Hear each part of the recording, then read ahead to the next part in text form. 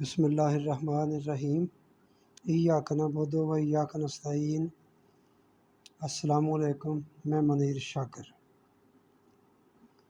میں قرآن پاک کی قرآن پاک کی ایک صورت عنکبوت، اس کی 69 نمبر آیت 69 نمبر، یہ آخری آیت ہے۔ اس کا مفہوم اور تھوڑا سا اس کے ساتھ اس کی تشریح یا اس کا کچھ مضمون کچھ مثال کے ذریعے، ایک دو مثالوں کے ذریعے میں ذرا بات واضح کرنا چاہتا ہوں۔ پہلے میں آپ کے سامنے یہ آیت ہی پڑھ دیتا ہوں، چھوٹی سی آیت ہے۔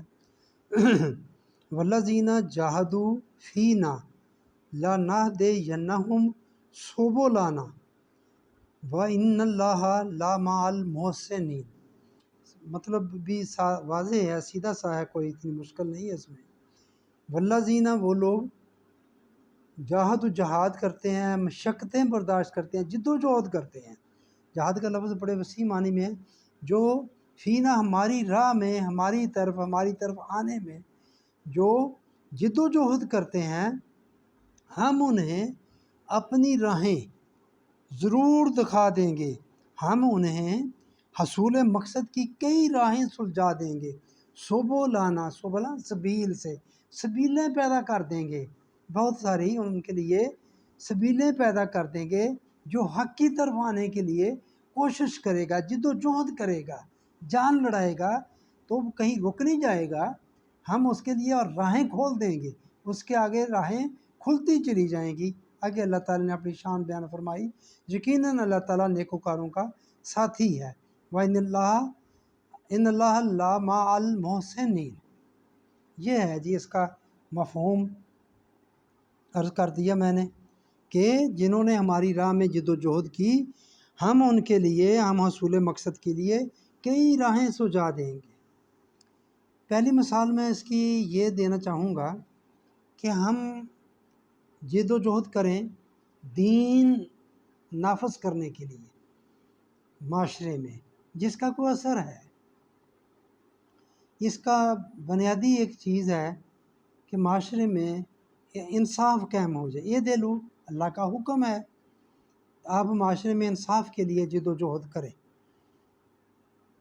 جب جد و جہد کریں گے، آپ اس رستے پر چلیں گے، نکلیں گے، تو آپ کو کئی سبیلیں، کامیابیاں، رستے نکلتے جائیں گے، ساتھ لوگ ملتے جائیں گے، آپ آگے بڑھتے جائیں گے۔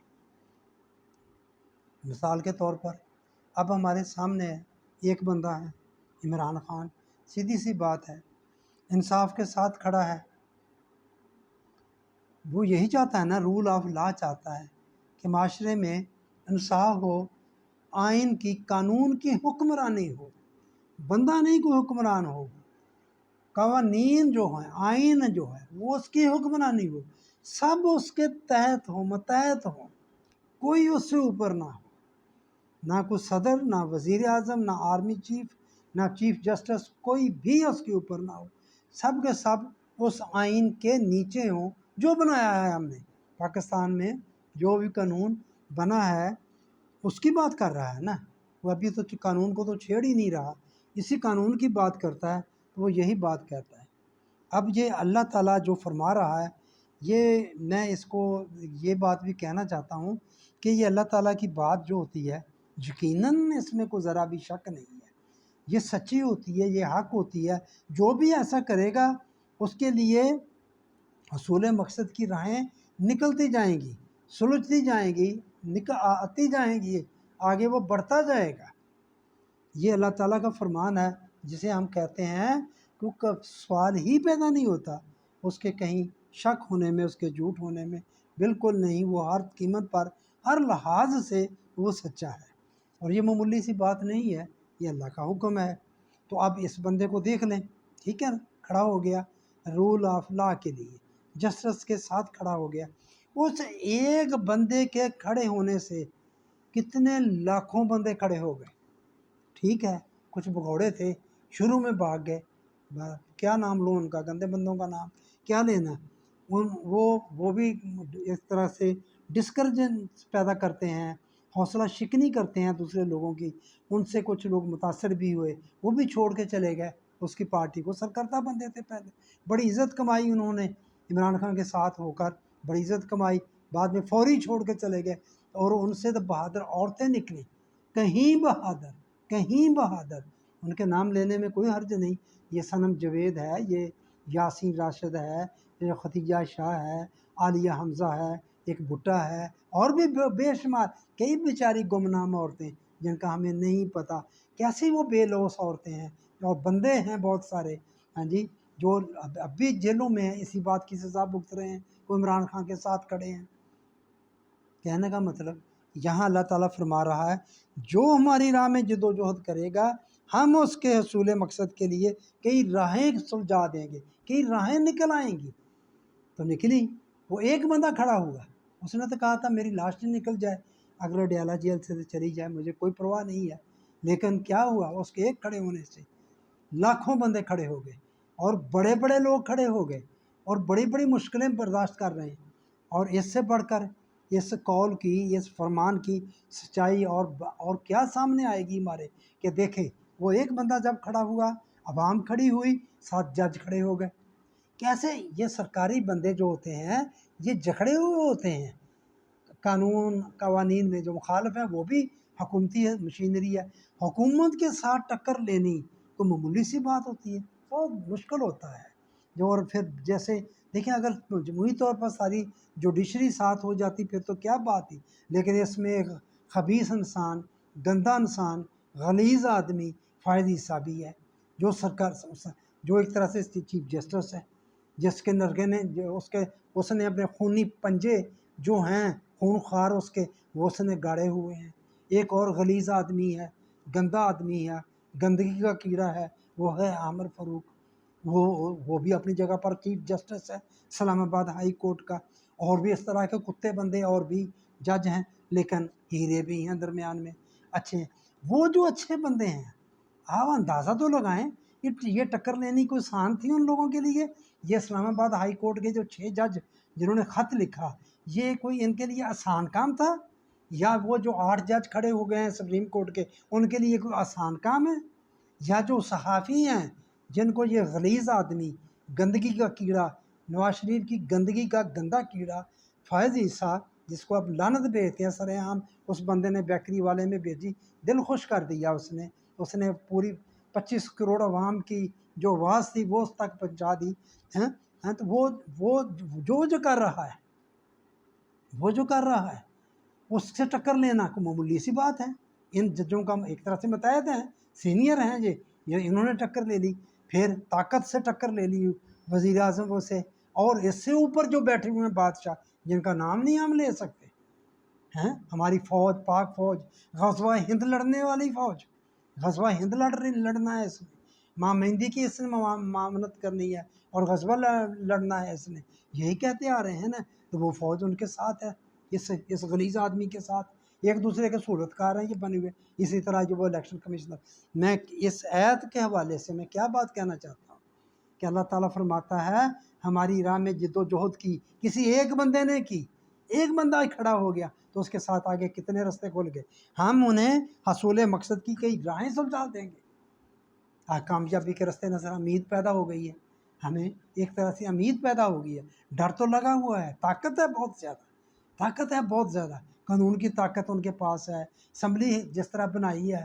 جعلی اسمبلی، جعلی فارم 47 کے تحت اسمبلی بنا کے ان کو اکثریت دی جا رہی ہے، ان کو 2/3 اکثریت دی جا رہی ہے، جس طرح وہ کر رہے ہیں، جس طرح اس غلیظ آدمی نے، یہ فائز عیسیٰ نے پریکٹس اینڈ پروسیجر ایکٹ میں جو ترمیم کر کے، وہی غلیظ آدمی جو پہلے کہہ رہا تھا کہ میں نے تقسیم کر دی، جمہوریت لے آیا ہوں سپریم کورٹ میں، اب وہی غلیظ آدمی وہ ایک ایکٹ کا انتظار کروا کے، خود ہی اس نے مشورہ دیا ہوگا، ایک ایکٹ شامل کر کے انہوں نے پورے کا پورا آئین کو تباہ و برباد کر کے رکھ دیا۔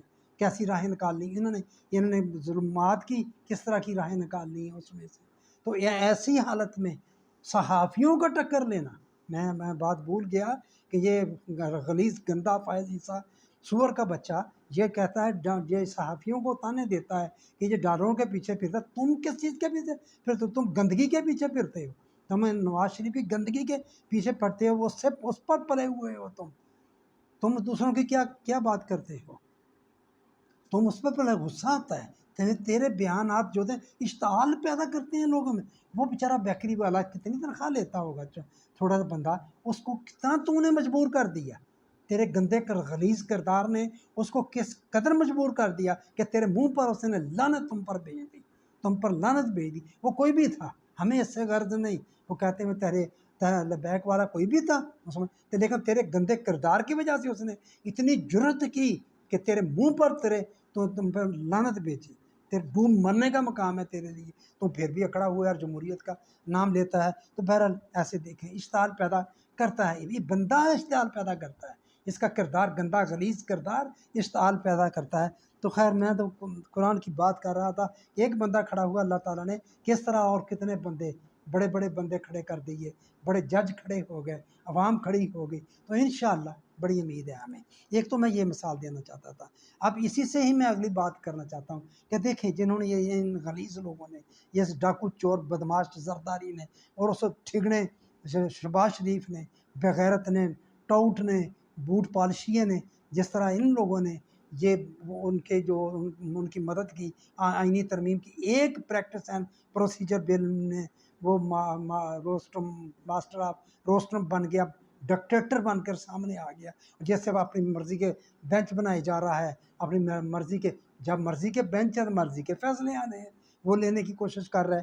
اللہ تعالیٰ انشاءاللہ کرے گا. تو اسی طرح میں آپ کو اگلی بات جو کرنا چاہتا ہوں یہ اسی آیت کے حوالے سے کہ جو ہماری راہ میں جد و جہد کرے گا اسے ہم حصول مقصد کی کئی راہیں سلجھا دیں گے.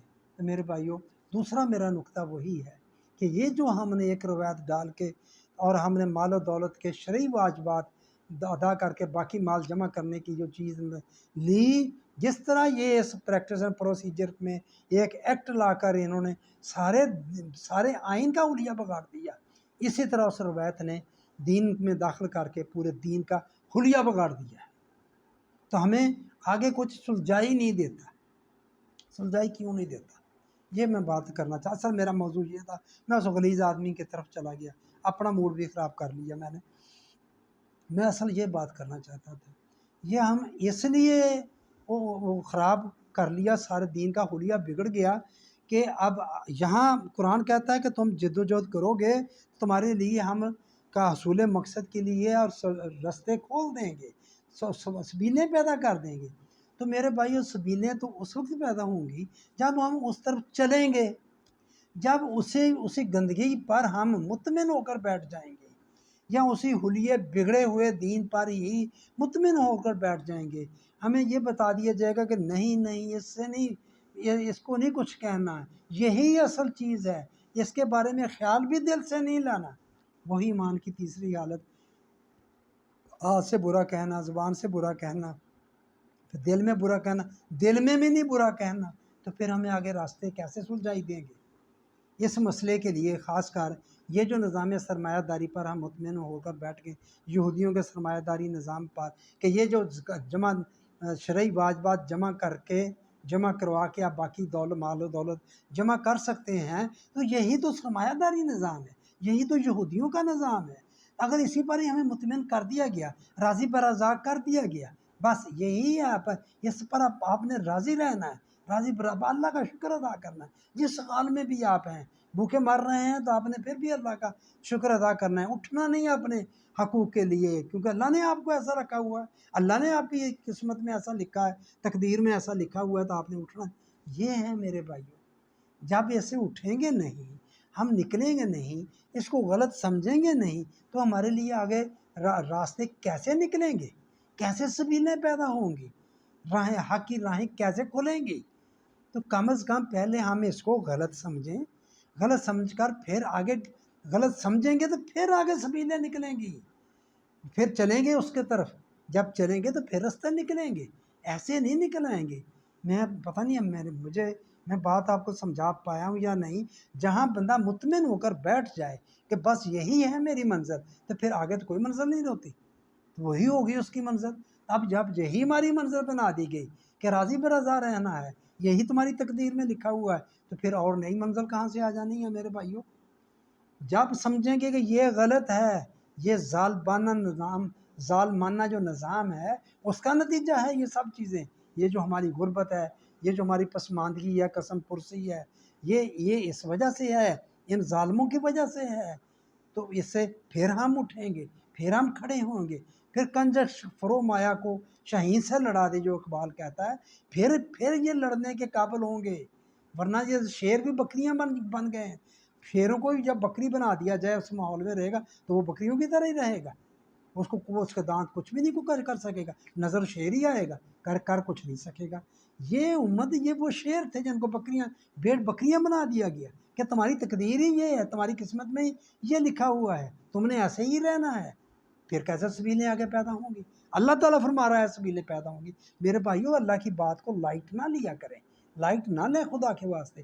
قرآن ہے اور اللہ کی بات ہے۔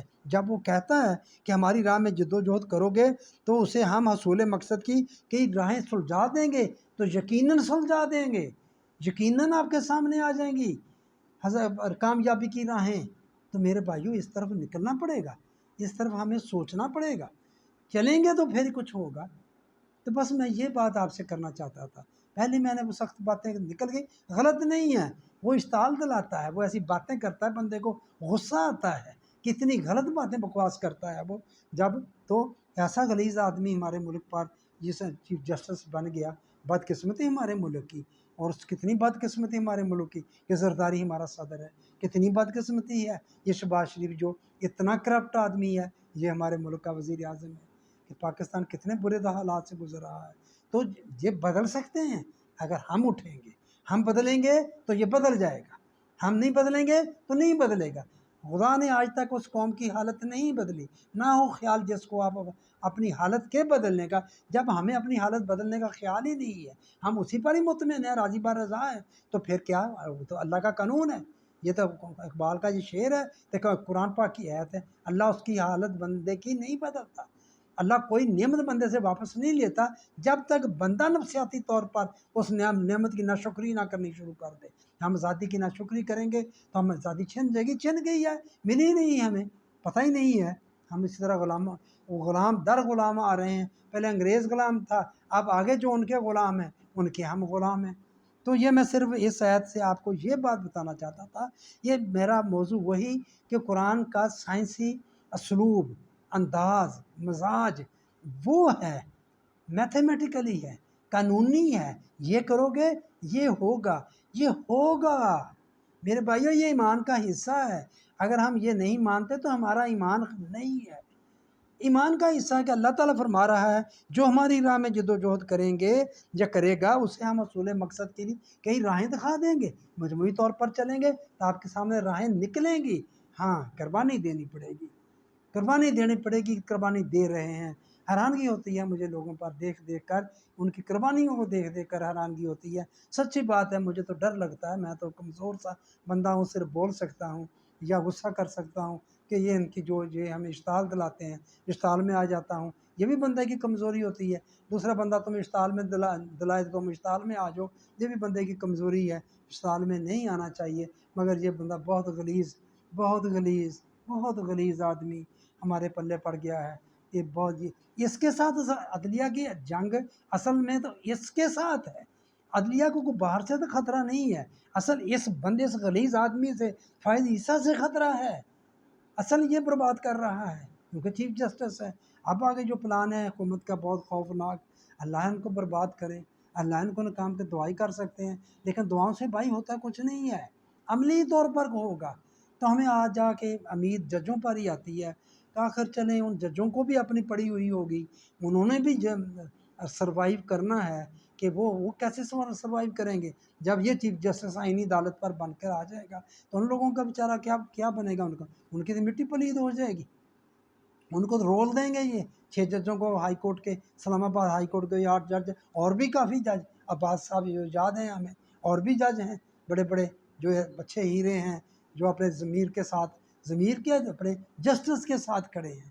ہاں جی، تو یہ ہے، یہ تو کرمنل آدمی ہے، یہ تو فائز عیسیٰ پر سنیں اور شہزاد اکبر صاحب کی بات، یہ تو کرمنل آدمی ہے، ٹیکس چور ہے یہ بھی، اور اس کی بیوی دیکھیں، ادھر سرینا عیسیٰ بنی ہوئی ہے، ادھر باہر زرینہ عیسیٰ ہے، اور وہ کہتی ہے جی ہمیں تو آف شور کمپنیوں کو سہارا نہیں لینا پڑا۔ وہ تمہیں کیوں لینا پڑے؟ تم تو خود بیرونی ہو، تم تو غیر ملکی ہو خود ہی، وہاں تو زرینہ کے نام سے ہے، ادھر تو سرینہ کے نام سے ہے۔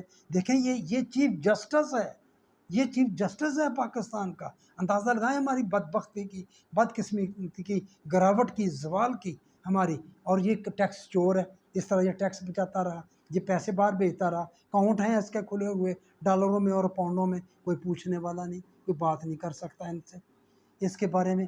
تو کیا کیا جائے؟ تو بہرحال یہ قرآن پاک کی آیت ہے، یہ کہہ رہی ہے کہ آپ حق کے لیے جد و جہد کریں، تمہارے لیے کامیابی کے راستے کھل جائیں گے۔ مجھے اس آیت پر امید ہے، مجھے اس آیت پر قرآن پر امید ہے، مجھے اس قرآن پر سچائی پر اس کی سچائی پر امید ہے کہ انشاءاللہ راہیں نکلیں گی۔ یہ دن نہیں رہیں گے، ایسے بہتر دن آئیں گے، اللہ ان کو غارت کرے گا، یہ برباد ہوں گے، انشاءاللہ یہ سزا پائیں گے، انشاءاللہ پائیں گے، اور جلدی پائیں گے۔ ظلم کی انتہا کر دی ہے، ات خدا دا ویر جیسے پنجابی میں کہتے ہیں، تو یہ انہوں نے ایک ات اٹھائی ہوئی ہے، اب اللہ ان کو برباد و رسوا کرے گا انشاءاللہ ضرور۔ تو بس یہ میں آیت رکھنی تھی آپ کے سامنے، اس کی جو مثالوں کے ذریعے سورہ عنکبوت کی 69 نمبر آیت ہے، آپ بھی دیکھ لیں۔ جو بھی ہماری راہ میں جد و جہد کرے گا، اسے ہم حصول مقصد کی کئی راہیں سلجھا دیں گے، اس کے لیے کئی سبیلیں پیدا کر دیں گے۔ تو بس میں نے آپ کے سامنے یہ بات کرنا تھی، آپ کی مہربانی آپ نے سنی۔ اللہ آپ پر رحم کرے، اللہ سب پر رحم کرے۔